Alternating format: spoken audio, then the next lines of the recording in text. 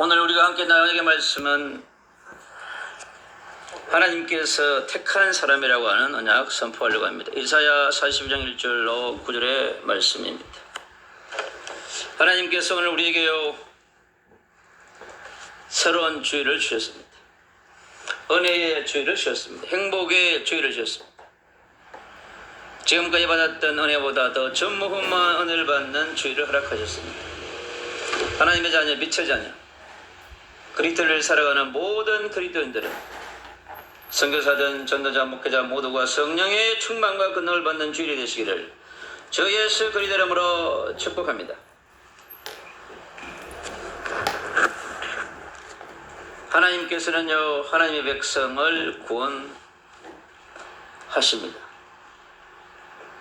어떤 분은요 태어나자마자 구원하시고, 어떤 사람은 10대 때 구원하시고, 어떤 사람은 20대 때, 어떤 분들은요 30에, 어떤 사람은요 70에, 어떤 사람은요 죽기 전에 구원하십니다.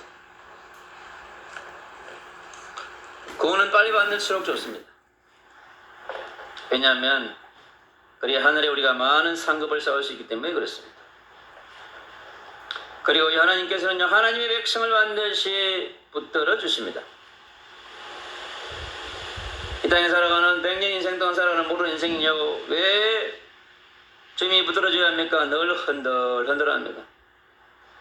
이리 흔들 저리 흔들 동서남북으로 흔들하면서 살아가기 때문에 여호와께서 그 백성을요 확실하게 붙들어 주신다고 말씀합니다. 하나님께서는요 그 백성으로 기뻐하신다고 그랬습니다. 얼마나 기뻐하시면 왜요? 하나님의 형상으로 창조했기 때문에 그렇습니다. 하나님의 형상으로, 그리스도의 형상으로 창조하시기 때문에 하나님의 기쁨이 되는 것입니다. 왜냐하면요 저 풀 속에 있는 짐승들이 짹짹거리는 것과 차원이 다릅니다. 이 땅에 있는 생명체가 여호와를 찬양하는 것보다 더 아름다운 찬양을 할 수 있는 것이 뭐냐면 하나님의 형상 닮은 하나님의 자녀이기 때문에 그렇습니다. 이런 우리에게 하나님께서는요 여호와의 영으로, 성령으로, 그리스도의 영으로 여러분 기름 부어 주십니다. 소말 대제에다 기름 붓지 않습니다. 여러분 내 소중한 영적인 존재에게 기름 붓습니다. 하나님의 형상에게 기름 부는 것입니다. 그 기름 부음을 통하여 부르심의 확정을 주십니다. 구원의 확정과 구원의 확정을 넘어 부르심에 대한 확정을 주시고요, 그리고 이 땅에 살아가는 사명을 위한 확정을 주시고 천명을 위한 확정을 주십니다. 그리고요 기름 부으심으로 권능을 부어주십니다. 사명과 천명을 위한 확실한 권능을 부어주십니다. 그리고요 하나님의 부르심에는 반드시 뭐가 있냐? 목적이 있습니다. 첫 번째요 이방의 정의를 베풀고자 한다고 하셨습니다. 하나님이 직접 하시면 되는데 그렇게 하셨습니다. 하나님께서 선택하신 사람들, 하나님의 자녀 중에서 하나님이 따로 불러 세우신 사람들, 선택한 사람을 통하여서 이방의 정의를 베풀고자 하시는 것입니다. 여호와의 정의, 메시아의 정의를, 하나님의 말씀의 정의를 선포하고자 하는 것입니다. 그리고 구원의 정의를, 제3의 정의를, 용서와 사랑의 정의를 선포하고자 하는 것입니다. 그리고 베푸시는 하나님의 방법입니다. 외치지 아니한다고 그랬습니다. 그리고 목소리를 높이지 아니한다고 그랬습니다. 거리에 들리게 하지 아니한다고 그랬습니다. 이건요 하나님이 원하는 방법으로, 그러니까 마가의 집에 오순절날에 모였던 마가집에 모인 하나님의 자녀에게 임하신 그의 성령의 기름 부으심. 성령의 기름 부으심은요 아주 조용합니다. 아주 부드럽습니다. 그러면서도 아주 강력합니다. 우리의 머리부터 발끝까지 터치하십니다. 터치하시고 터치하십니다.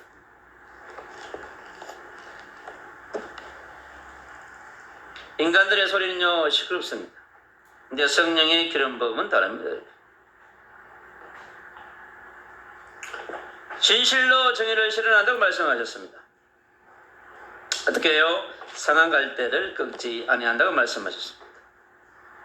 상처받은 영혼들을요 그냥 두지 아니하신다고 그랬습니다. 버림받은 영혼들을요 그냥 두지 아니한다고 그랬습니다.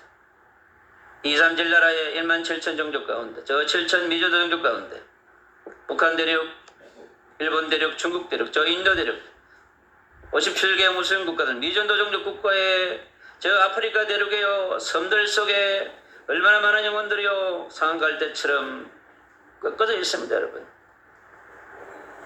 그리스도가 없는 영혼들은요, 그리스도를 누리지 못한 영혼들은요 전부 상한 갈대처럼 꺼져가고 있습니다. 그리고 꺼져가는 등불을 끄지 아니라 죽이지 아니한다는 거예요. 극단적인 방법을 택하지 않는다고 하는 것입니다. 영혼을요 그만큼 불쌍히 여기시고 사랑하시기 때문에 그렇습니다.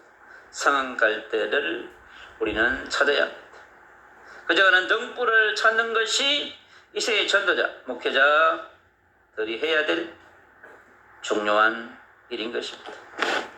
우리 주변 내 가까이에도 상한 갈대가 내가 사는 그곳, 내 가문에, 내 우들에게요 상한 갈대처럼 꺾어져 있는 영혼들이 너무 많습니다. 꺼져가는 등불들이 정치, 경제, 사회, 문화 모든 영역 속에 가득합니다. 우리 젊은이들의 영역 속에 가득합니다. 나이 드신 엘드의 영역 속에, 어르신들 속에, 할머니, 할아버지들 속에 가득합니다. 하나님의 영이 기름 부으심 받은 자들이 가야 하는 현장인 것입니다. 황금의 어장으로, 죽어가는 사각지대 현장으로, 재앙지대 현장으로 우리가 가야 하는 것입니다. 그리고 세상의 정의를 세우리라 하셨습니다.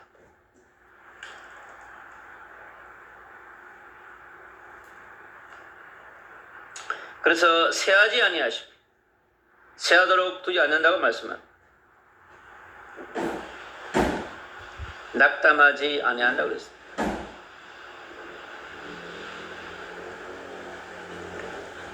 주님이 하시면 그렇게 됩니다.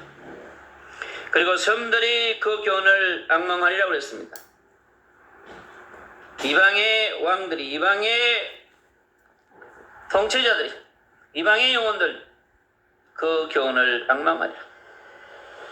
그 교훈을 주신 여호와를, 그 교훈을 실현하는 택한 백성들, 선포하는 선지자, 세상 왕들에게 주님께서 그 말씀이 땅에 떨어지지 아니하도록 하시는 것입니다. 이방인들이 여호와의 말씀에 따를 수 있도록, 순종할 수 있도록, 순응할 수 있도록, 감사할 수 있도록 주님께서 행하신다고 말씀하셨습니다. 그리고요, 주님은 반드시 부르신 자를 세우시는 하나님이십니다.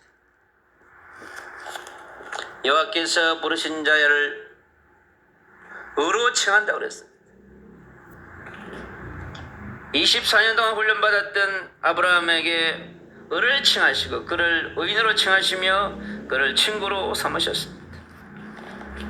네피림 시대에 노아를 의인으로,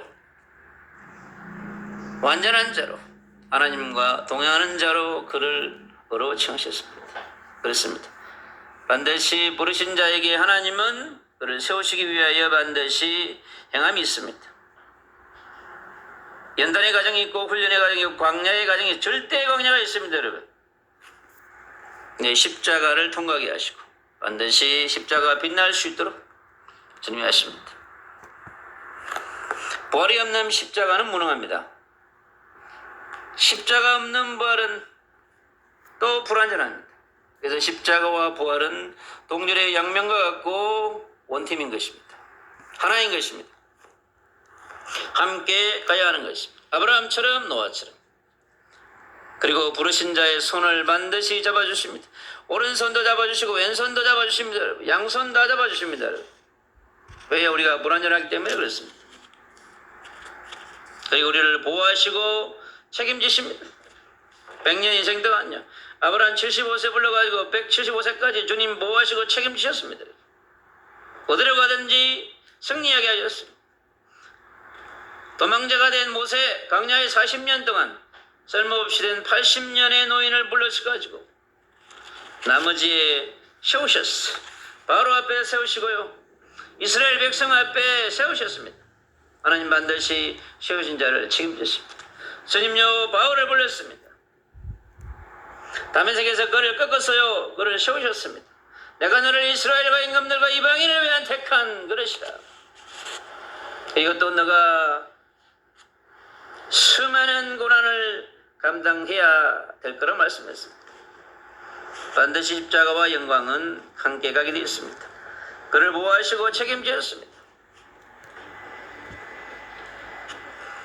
스데반을 유대인들에게 세우셨습니다. 유대인들이 던진 돌에 피 흘리며 죽었지만은 그는요, 하나님이 천국의 보좌에 순교자의 반열에 세우시고요, 축복하셨습니다. 반드시 책임지십니다. 그가 젊은 날에 죽었지만은 그렇지 않습니다. 세례 요한이 33세에 죽었지만은 그렇지 않습니다. 가장 위대한 순교자의 반열에 세우셨습니다. 그리고요, 부르시고 세우신 자를요, 백성의 언약과 이방의 빛이 되게 한다고 그랬습니다. 다니엘을요, 바벨론의 빛이 되게 하셨습니다. 요셉을요, 애굽의 빛이 되게 하셨습니다. 모세를요, 바로 앞에 세우시고요, 애굽의 빛이 되게 하셨습니다.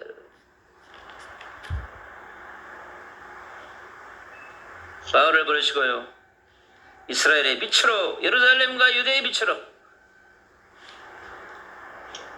로마의 빛으로, 가이사 앞의 빛으로 세우셨습니다. 소아시아의 빛으로 세우셨습니다. 눈먼 자를 치유하시고 갇힌 자를 내방케 하시며 흑암에 앉은 자를 자유케 하셨습니다. 이게 복음의 능력입니다. 십자가에 드는 하나님의 능력이요, 하나님의 지혜라고 그랬습니다. 하나님이 세우신 자에게는요, 하나님의 능력과 하나님의 지혜가 필요합니다. 그래서 우리에게는요, 하나님의 기름 부음이 있습니다. 부르심에 대한 기름 부으심, 그리고 주신 사명에 대한 기름 부음이 있습니다. 소명과 사명을 하나로 이끌어가기 위해 하나님 반드시 권능의 기름 부으심이 있습니다. 그리고 말씀의 인침의 기름 부으심이 있습니다. 그걸 붙들고 우리는 가야 될 줄로 믿습니다. 결론입니다. 요한은요, 스스로 계신 자입니다. 출애기 3장 14절로 그럽니다. 그분은 창조주이시고 전능자이시며 구원해주시고 구속의 주이십니다. 역사의 주권자이십니다. 그래서 그분은요, 여호와는 하나님으로 계시기를 원하는 것입니다. 여호와의 영광이 다른 자에게 넘어가기를 원치 아니하십니다. 우상에 내어주지 않습니다. 종교에 내어주지 않습니다. 인간의 철학과 사상에 내어줄 수 없습니다. 아무리 유교가 탁월해도, 불교가 탁월해도 내어줄 수 없어요, 여러분. 인간이 만든, 나무로 말고 돌로 만들고 만든 것에 내어줄 수 없습니다. 사단 귀신에게 내어주지 않습니다, 여러분.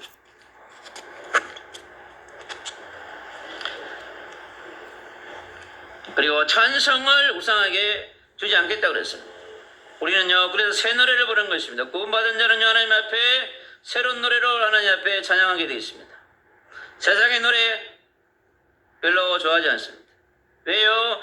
나의 찬송을 내어주지 아니하리라. 하나님의 백성들이요, 하나님의 찬양하는 찬송보다 세상의 노래를 더 좋아하면 되겠어요?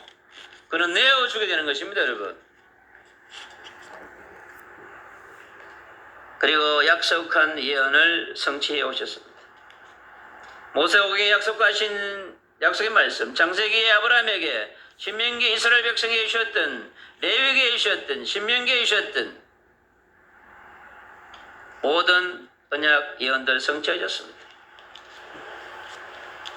주님은요, 그리고 우리를 위하여서 새해를 시작하신다고 말씀하셨습니다.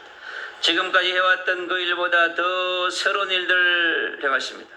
광야의 길을 낸다 하였습니다. 사막에 강을 내겠다 하였습니다. 돌아온 자들이 마시게 하실 것입니다. 상한 갈대를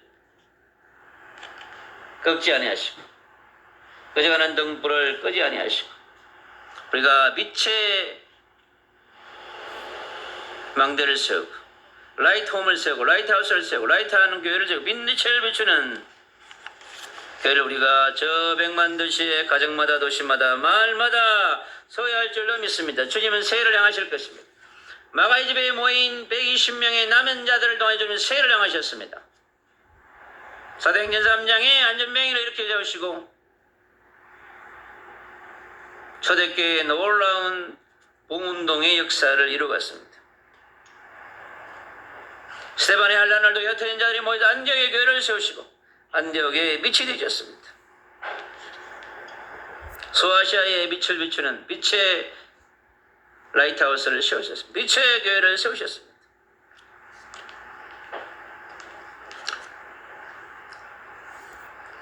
먼저 주의 선택된 자들에게 주님은 알려주십니다. 그래서 하나님이 선택받은 자가 중요한 것입니다.